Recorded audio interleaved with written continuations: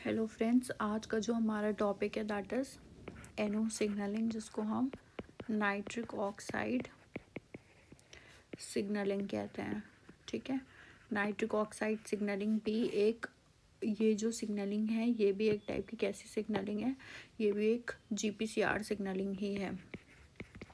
ठीक है, यानी इसमें जो भी हमारी सिग्नलिंग चल रही होती है वो जीपीसीआर के ही थ्रू आती है, क्योंकि जो हमारे रिसेप्टर होता है यहाँ पे भी वो कैसा होता है, वो जीपीसीआर होता है, जी प्रोटीन कपल्ड रिसेप्टर होता है।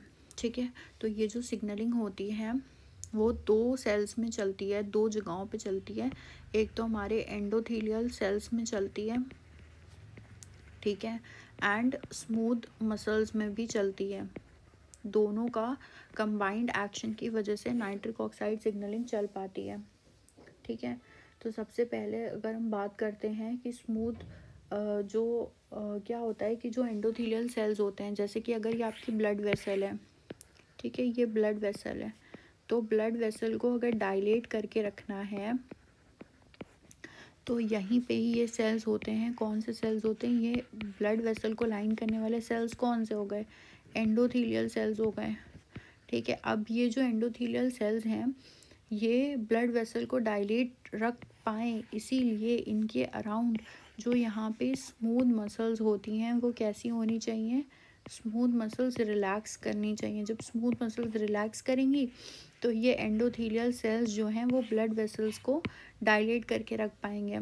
ठीक है, तो इसीलिए ये सिग्नलिंग दो तरीके के सेल्स के अंदर हम स्टडी करते हैं। तो अगर हम देखते हैं कि ये हमारा जो सेल है, ये हमारा सपोज ये हमारा एंडोथेलियल सेल हो गया, इसके अंदर चलेगी ये सिग्नलिंग, एंड इसके जस्ट बाद हमारे पास यहाँ पे क्या होती हैं? स्मूथ मसल्स होती हैं। ठीक है, तो स्मूथ मसल्स के अंदर ये सिग्नलिंग चलती है, दोनों जगह पे ही चलेगी। तो यहाँ पे जो लिगैंड मॉलिक्यूल होगा वो कौन सा होता है? वो होता है एसिटिलकोलिन। बहुत इंपॉर्टेंट है कि एसिटिलकोलिन जो है वो नाइट्रिक ऑक्साइड सिग्नलिंग का लिगैंड कौन सा है, तो कौन सा है? एसिटिलकोलिन है। तो एसिटिलकोलिन आया, उसने अपने जीपीसीआर से बाइंड किया और इसने किस जी प्रोटीन को एक्टिवेट किया? जी अल्फ़ा क्यू को एक्टिवेट किया। जी अल्फ़ा क्यू अभी हम स्टडी कर चुके हैं कि जी अल्फ़ा क्यू कपल पाथवे कौन सा पाथवे स्टार्ट करता है? IP3 डैग पाथवे चालू करता है। तो जी अल्फ़ा क्यू ने क्या किया? IP3 डैग पाथवे के थ्रू PLC बीटा को एक्टिवेट किया। PLC बीटा ने क्या किया? PIP2 को ब्रेक कर दिया दो कंपोनेंट में, डैग में एंड IP3 में। IP3 क्या करेगा? SER स्मूथ एंडोप्लाज्मिक रेटिकुलम पे जाएगा, वहाँ पे IP3 बाइंड करके वहाँ पे कैल्शियम का रिलीज़ करवाएगा। अब ये जो कैल्शियम होती है, इस कैल्शियम किससे बाइंड करेगी? कैलमोड्यूलिन से बाइंड करेगी। तो जब कैल्शियम और कैलमोड्यूलिन का कॉम्प्लेक्स बन जाएगा तो ये कैल्शियम कैलमोड्यूलिन का कॉम्प्लेक्स एक एंजाइम होता है जिसको हम नाइट्रिक ऑक्साइड सिंथेज कहते हैं। इस सिंथेज को एक्टिवेट करने के लिए कैल्शियम बहुत ज़्यादा इंपॉर्टेंट होती है। तो जब nitric oxide synthase enzyme NOS enzyme activate हो जाता है तो ये एंजाइम क्या करता है? आर्जिनिन से, ठीक है, आर्जिनिन और ऑक्सीजन को मिला करके बना देता है सिट्रुलिन को एंड नाइट्रिक ऑक्साइड गैस को। नाइट्रिक ऑक्साइड सिंथेज ने क्या किया? आर्जिनिन से सिट्रुलिन बना दिया एंड उसी प्रोसेस में उसने नाइट्रिक ऑक्साइड गैस जनरेट की। अब ये जो नाइट्रिक ऑक्साइड गैस होती है, ये इसकी जो हाफ लाइफ होती है ये बहुत शॉर्ट हाफ लाइफ होती है। ठीक है, और ये क्योंकि ये हाइड्रोफोबिक नेचर की है तो ये आसानी से कहीं भी डिफ्यूज़ हो सकती है। तो ये डिफ्यूज़ करके नाइट्रिक ऑक्साइड आ जाती है।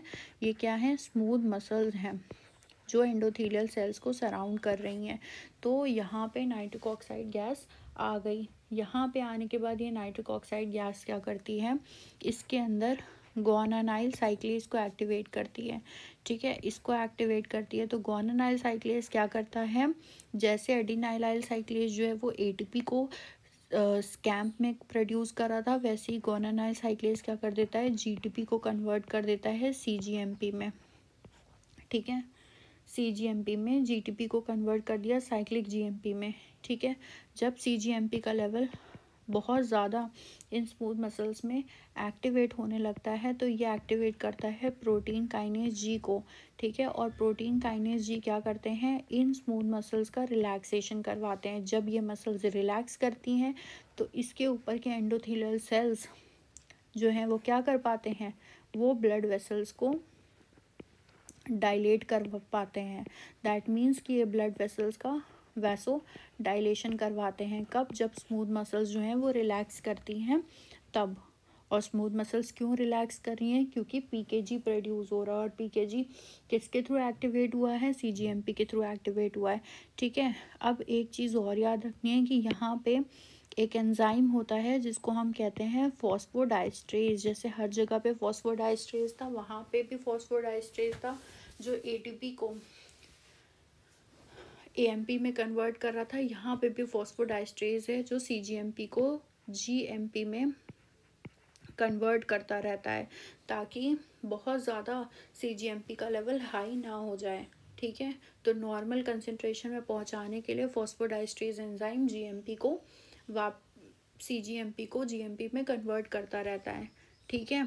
एक ड्रग है दैट इज़ वियाग्रा। तो वियाग्रा जो है वो क्या करता है, वो इरेक्शन करवाता है। और वो कैसे करवाएगा, बिकॉज वो क्या करता है, वो फॉस्फोडाइस्ट्रेज को इनहिबिट कर देता है।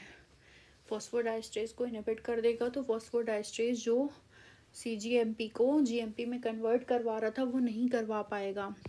तो क्या हो जाएगा, तो सीजीएमपी का लेवल जब वापस से वो जीएमपी में कन्वर्ट जो हो रहा है वो नहीं हो पाएगा, तो सीजीएमपी का लेवल क्या होगा, बहुत ज़्यादा हाई हो जाएगा। और अगर सीजीएमपी का लेवल बहुत ज़्यादा हाई हो जाएगा तो मसल्स क्या करेंगी, रिलैक्स करेंगी। और जब मसल्स रिलैक्स करेंगी तो वहाँ की जो ब्लड वेसल्स हैं वो कैसी हो जाएंगी, ब्लड वेसल डायलेट करेंगी एंड क्या हो जाएगा, इरेक्शन हो जाएगा, ठीक है।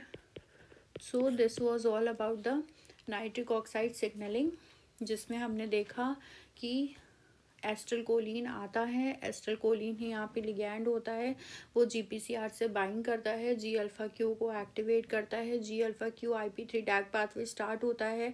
IP3 जा करके स्मूथ एंडोप्लाज्मिक रेटिकुलम से कैल्शियम का रिलीज करवाता है। कैल्शियम कैल्मोडुलिन से बाइंड करके कैल्शियम कैल्मोडुलिन कॉम्प्लेक्स बनाता है जो नाइट्रिक ऑक्साइड सिंथेज को एक्टिवेट करता है। नाइट्रिक ऑक्साइड सिंथेज आर्जिनिन को और ऑक्सीजन को ले करके सिट्रुलिन और नाइट्रिक ऑक्साइड में कन्वर्ट कर देता है। नाइट्रिक ऑक्साइड क्योंकि हाइड्रोफोबिक नेचर का है, वो आ करके डिफ्यूज़ हो जाती है स्मूथ मसल्स में, वहाँ पे वो जीटीपी को सीजीएमपी में कन्वर्ट कर देता है। जब सीजीएमपी का लेवल स्मूथ मसल्स में इंक्रीज़ हो जाता है तो वो प्रोटीन काइनेज जी को एक्टिवेट करता है, जिसकी वजह से वहाँ की स्मूथ मसल्स रिलैक्स करती हैं एंड अल्टीमेटली एंडोथेलियल सेल्स के थ्रू जो ब्लड वेसल्स होती हैं उनका रिलैक्सेशन हो पाता है, यानी वैसोडाइलेशन हो पाता है, ठीक है। अलग अलग टाइप के कुछ नाइट्रिक ऑक्साइड जो सिंथेज होते हैं वो अगर आपके अलग अलग लोकेशन पे जहाँ पे पाए जाते हैं वही उस हिसाब से उनका नेम होता है। जैसे कि अगर ये nitric oxide synthase endothelial cells में है, ठीक है, तो इसका नाम जो होता है वो होता है इनोज, ठीक। अगर ये आपका नर्व एंड मसल सेल्स में है, जो हम यहाँ पे देख रहे हैं कि हमें तो यहाँ पे मसल वाला ही चाहिए, तो नर्व एंड मसल सेल्स में कौन सा होता है, एंड नोज होता है, ठीक है। और दोनों ही कैसे एक्टिवेट हो रहे हैं, कैल्शियम की ही प्रेजेंस से एक्टिवेट हो रहे हैं, ठीक है। और यहाँ पे एक एंजाइम होता है फॉस्फोडाइस्ट्रेज। फॉस्फोडाइस्ट्रेज क्या करता है, सीजीएमपी का लेवल को नॉर्मल करने की कोशिश करता रहता है, उसको वापस से जीएमपी में कन्वर्ट करने की कोशिश करता रहता है। So this was all about the nitric oxide signalling. Okay, if you like this video, hit the like button, subscribe my YouTube channel. Thanks for watching.